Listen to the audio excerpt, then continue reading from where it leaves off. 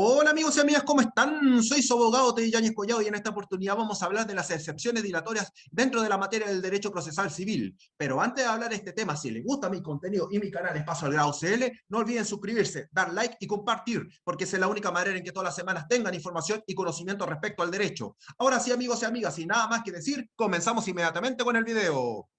Cuando hablamos de las excepciones dilatorias, es una de las actitudes que tiene el demandado para defenderse, y en este sentido pondrá las excepciones correspondientes.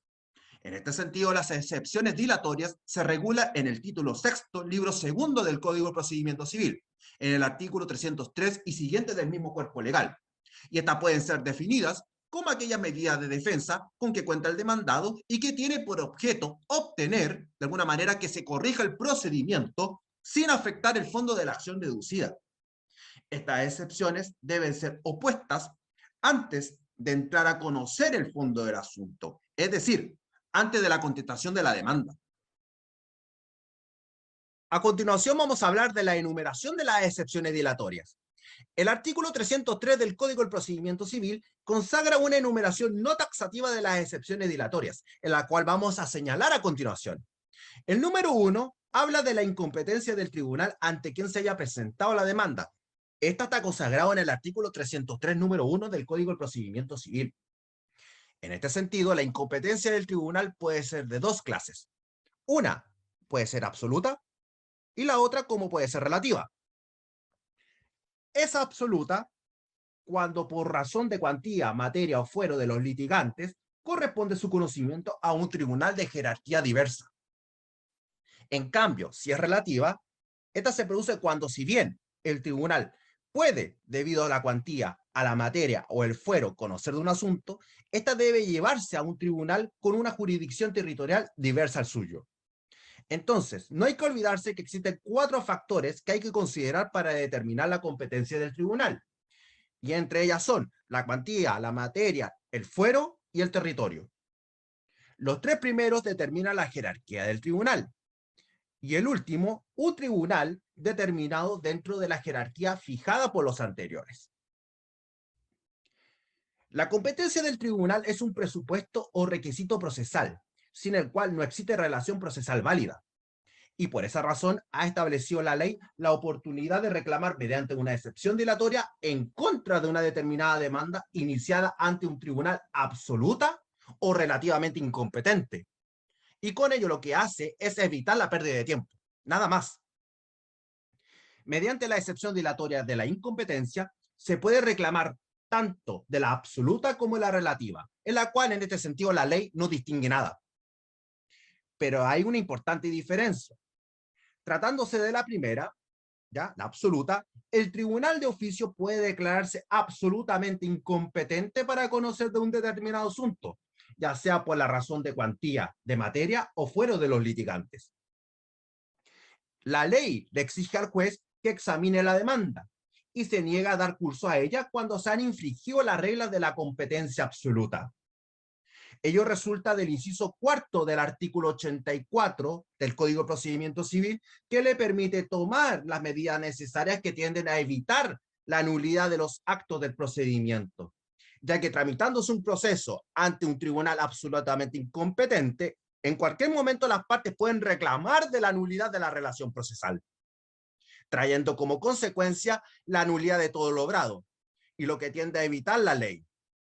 Además, se lo exige perentoriamente el artículo 10 del Código Orgánico de Tribunales, al establecer de alguna manera que el tribunal debe excusarse de conocer un asunto cuando es absolutamente incompetente.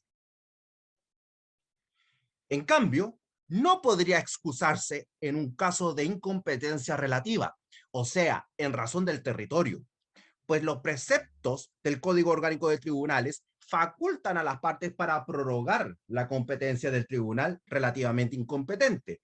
Esto es, para conferirle voluntariamente la competencia que naturalmente no tiene, de acuerdo al artículo 181 y siguientes del Código Orgánico de Tribunales. Las excepciones opuestas con el carácter de dilatorias, una vez rechazadas, no pueden renovarse por la vía de la defensa o servir de base a una nulidad procesal, por impedírselo la excepción de la cosa juzgada. Aceptando este principio, la Corte Suprema ha establecido que, desechada la incompetencia como excepción dilatoria, no cabe renovarla en este sentido como defensa. Es indudable que el artículo 303, número 1 del Código de Procedimiento Civil, al señalar como excepción dilatoria la incompetencia del tribunal, no se ha referido jamás a la falta de jurisdicción. ¿Por qué? Porque esta excepción, o sea, al hablar de la falta de jurisdicción, no puede tener por objeto, no puede corregir los vicios del procedimiento, porque ésta va a atacar al fondo del asunto mismo, para que lo recuerden, ¿ok? Por último, la oportunidad procesal para oponer la excepción de falta de jurisdicción corresponde al momento de contestar la demanda. A continuación vamos a hablar de la falta de capacidad del demandante o de personería o representación legal de que comparece en su nombre. En este sentido, vamos a analizar tres situaciones. Número 1, la falta de capacidad. Para interponer una acción se requiere tener capacidad, o sea, una habilidad para aparecer en juicio por sí mismo, sin el ministerio, autorización o intervención de otra persona. Número 2, la insuficiencia o la falta de representación convencional o personería del actor, como por ejemplo, si éste demanda a nombre de un tercero en virtud de un poder que no lo faculta para ello, o si un socio acciona a nombre de la sociedad sin estar facultado en el pacto social. Y número 3, la falta de representación del actor, como la que tiene el padre sobre el hijo no emancipado o el curador del demente sobre éste, entre otros. Las normas sobre capacidad y comparecencia procesal se encuentran regulados en los artículos 4 al 16 del Código de Procedimiento Civil.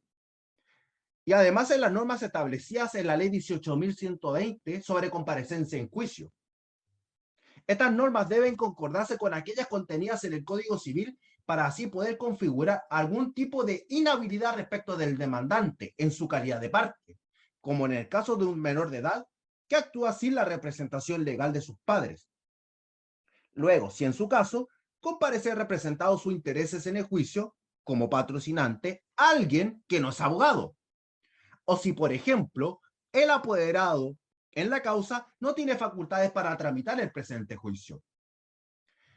La capacidad del actor, al igual que una suficiente representación legal o convencional, en los casos que sea necesario, son requisitos fundamentales para que pueda producirse la relación procesal válida. En cambio, si el actor es incapaz o carece de personería o representación legal suficiente, la relación procesal que se produzca ante el demandado será nula y la sentencia en que se dicte carecerá de eficacia.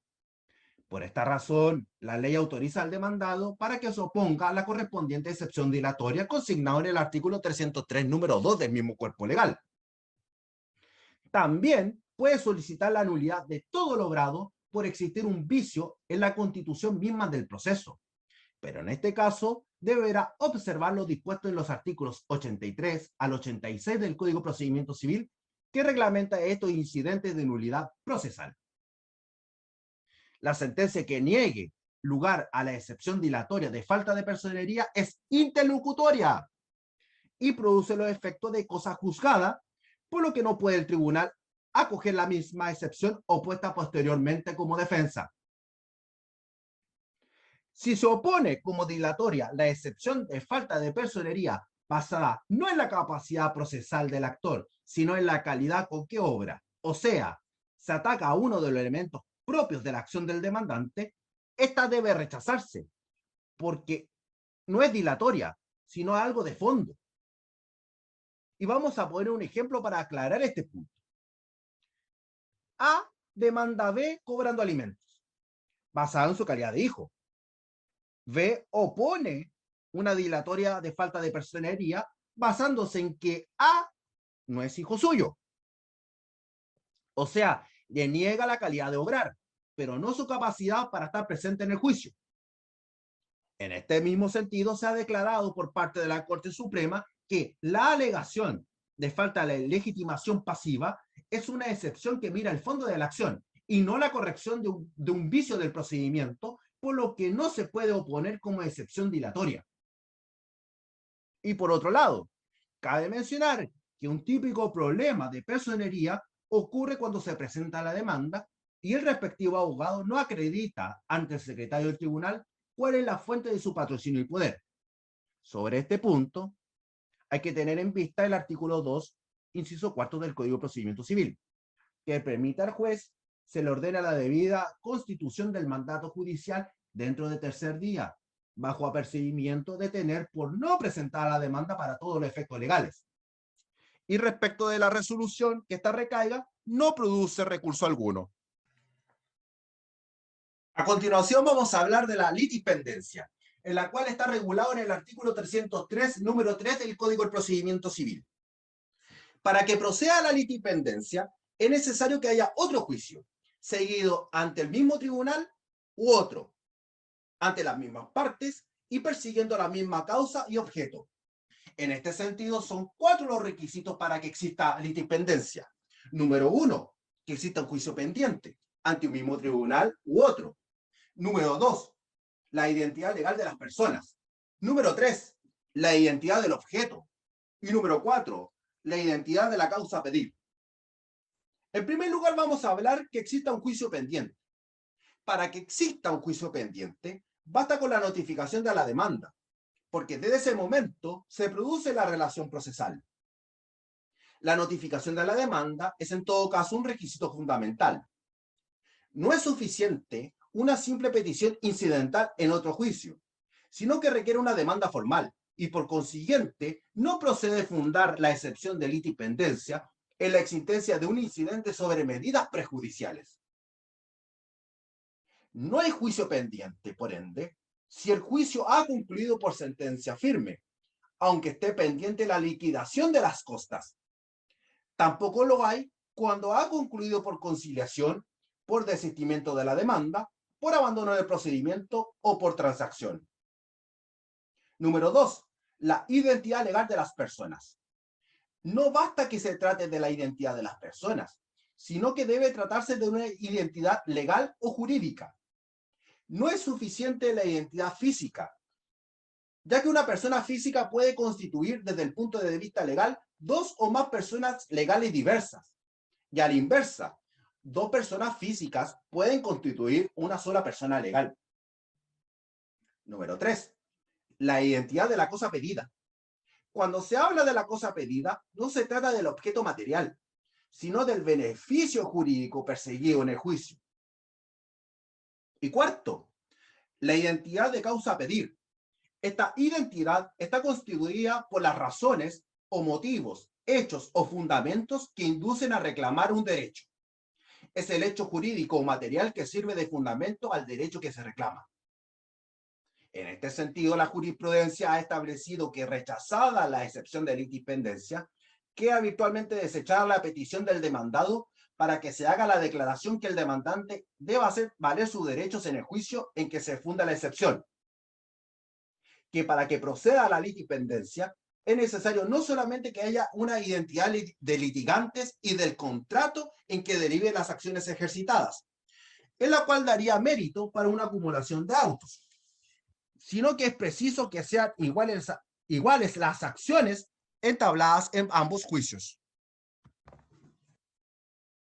A continuación vamos a hablar del número 4 del artículo 303 del Código del Procedimiento Civil, que se refiere a la ineptitud del libelo por razón de falta de algún requisito legal en el modo de proponer la demanda. Esta excepción dilatoria, ¿cierto?, tiene por objeto que se corrija o se complementa la demanda por no cumplir con la misma, o sea, con los requisitos del artículo 254 del Código de Procedimiento Civil. Generalmente se ha entendido que resulta aplicable cuando falta cualquiera de los requisitos, como por ejemplo, la designación del tribunal, la individualización de las partes, la exposición clara de los hechos, los fundamentos de derecho en que se basan y las peticiones concretas en que se sometan al tribunal. Dicho esto, debe despejarse que en la práctica judicial, si a la demanda le faltan las 2 primeras menciones, o sea, la designación del tribunal y la individualización de las partes, el juez podía desecharlas de oficio, conforme al artículo 256 del Código del Procedimiento Civil. Difícilmente se podrá dar curso a una demanda en la cual no se señala el tribunal ante el cual se presenta, obvio. e igual que tampoco se individualice al demandante, y más grave aún, no se individualice al demandado. En este sentido, ¿a quién notificaremos?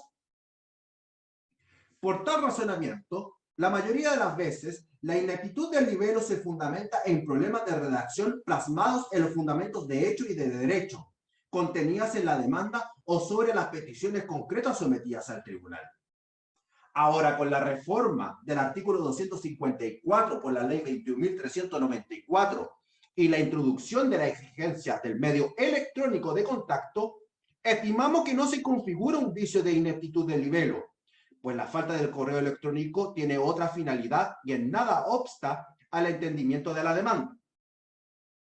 Debiese ser parte de las exigencias del control de admisibilidad de acuerdo al artículo 256 del Código de Procedimiento Civil, y su pena de sanciones del artículo del mismo Código de Procedimiento Civil.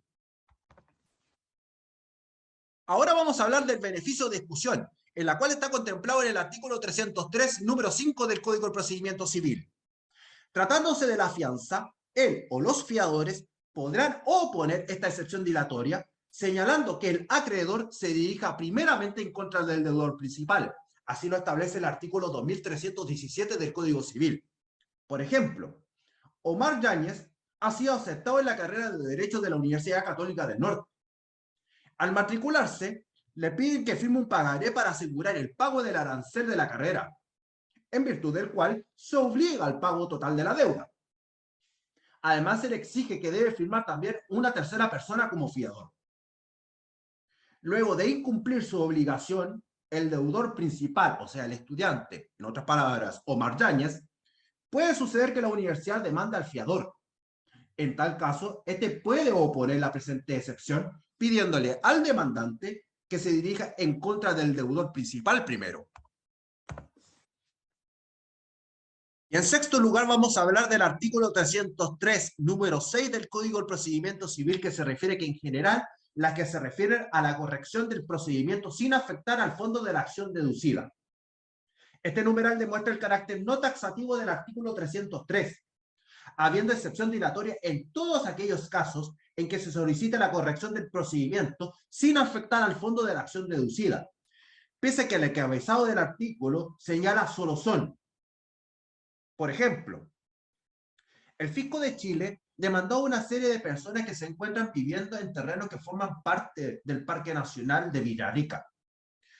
El Fisco señaló en su demanda que los ocupantes lo hacen sin título alguno y que se entienden como ocupantes ilegales en los términos del artículo 19 del Decreto Ley 1939 del año 1977, y por ende piden la restitución de los inmuebles e indemnización de perjuicios. En este sentido, demandó en juicio ordinario de Hacienda, conforme al artículo 748 del Código de Procedimiento Civil.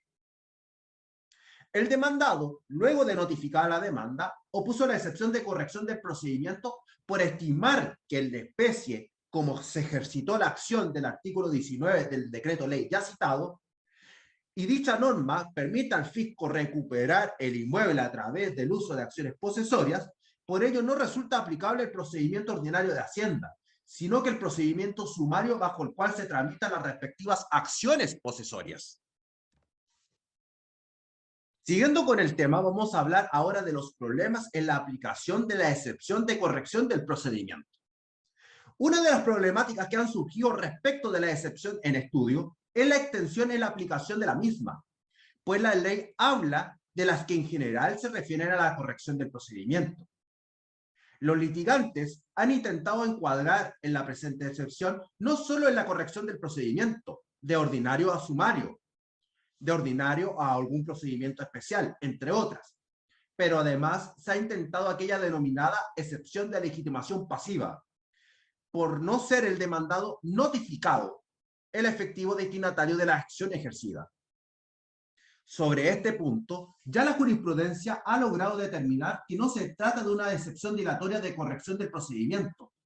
Y aún más, no se trata de una excepción dilatoria, pues al defenderse el demandado, niega la procedencia de la acción por no haber sido ejercida en contra del legitimado pasivo equivocado, lo cual claramente dice relación con el fondo del asunto y no con una cuestión meramente formal y susceptible de corrección previa. Entonces, estamos en la presencia de una discusión que debe discutirse y probarse en un procedimiento ordinario. De lo anterior, se puede decir que estamos en presencia de una excepción perentoria y nominada, o como la mayoría de la doctrina, la jurisprudencia y el código, por supuesto, la llaman defensa. Ahora veremos la oportunidad en que deben ser opuestas las excepciones dilatorias. Deberán ser opuestas todas en un mismo escrito y en caso de ser incompatibles, una en subsidio de la otra, como lo señala el artículo 305 del Código de Procedimiento Civil. Son incompatibles, por ejemplo, alegar la incompetencia del tribunal y la ineptitud del libelo. En cuanto a su oportunidad, deberán ser opuestas dentro del término de emplazamiento y antes de contestar la demanda. Pues si se contesta en la demanda, habrá entrado el demandado al fondo del asunto. Y solo se podrán oponer en el progreso del juicio solo por la vía de la alegación o defensa, y se estará lo dispuesto en los artículos 85 y 86 del Código de Procedimiento Civil. Excepcionalmente, la ley permite oponer en segunda instancia algunas de las excepciones dilatorias. Estas son las excepciones de la incompetencia del tribunal ante quien se haya presentado la demanda, pero debe entenderse que se trata de la incompetencia absoluta y la de litipendencia. Ellas podrán oponerse en segunda instancia en forma de incidente siempre que no hayan sido opuestas en primera instancia de acuerdo al artículo 305 del Código de Procedimiento Civil. En cuanto a la tramitación de las excepciones dilatorias, estas se tramitan en forma de incidente y no se sustancian en cuadernos separados, sino más bien se tramitan en el cuaderno principal.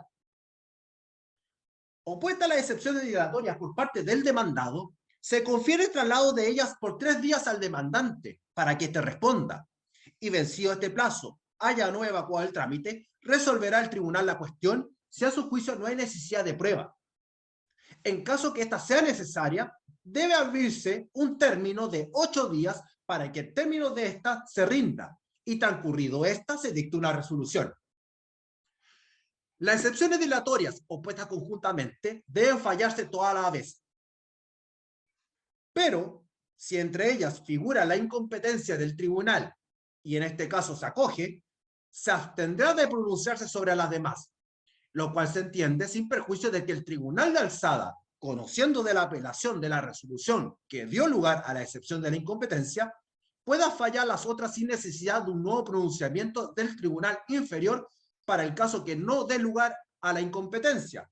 Esto es el artículo 306 en concordancia del artículo 208, ambas del Código de Procedimiento Civil. Si se desechan las excepciones dilatorias o se subsanan por el demandante los defectos que adolecía la demanda, tendrá el demandado 10 días para contestarla, cualquiera sea el lugar en donde haya sido notificado. Y según esto puede producir 2 situaciones. Primera, se desechan las excepciones dilatorias por ser improcedentes, o sea, el tribunal falla diciendo no al lugar, porque en su concepto no hay un vicio alguno.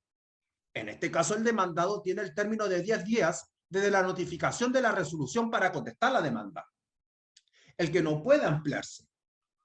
Y en segundo lugar, si se acogen las excepciones dilatorias, el demandado debe subsanar los defectos de la demanda y desde el momento que ellos se subsanan, el demandado tiene el plazo de 10 días para contestarla. Además, es factible que se presente una tercera situación.